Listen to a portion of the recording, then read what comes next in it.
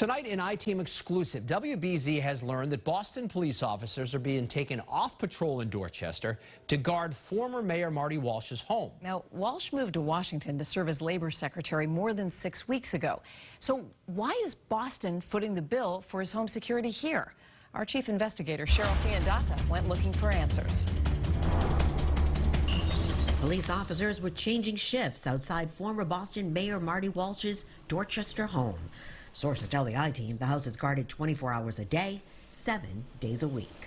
We've never seen that before. So the fact that a protection detail is assigned to a former mayor, I don't think that's happened in the past. So help me God. So help me God. Walsh was sworn in as U.S. Secretary of Labor on March 23rd. Since then, Boston police say it has been providing security at his home as part of an agreement with the federal government. I think it's a waste of taxpayers' money. If they're going to be guarding him, they should at least tell us why. Boston police didn't tell us why Walsh's home needed security, but did say during the Obama administration, Boston police were a visible presence at Secretary of State John Kerry's Beacon Hill home, and at one point arrested a man who had a pellet gun in his car. In the past, we've protected various senators and congresspeople, but it was usually around a specific threat, but that's certainly something that is usually a federal responsibility. In Walsh's case, the officers sitting in marked cruisers are working their regular shift and are taken off patrol to keep an eye on his house. I think that's wrong. They could be fighting crime elsewhere.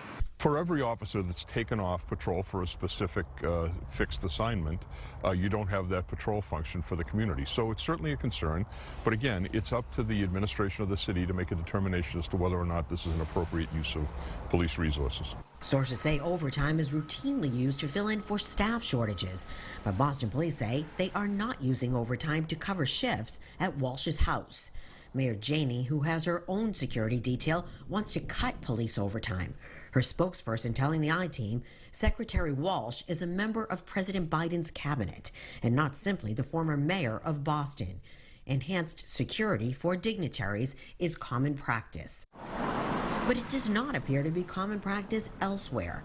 The I-Team found no security outside former Rhode Island Governor Gina Raimondo's house, who's now the U.S. Secretary of Commerce.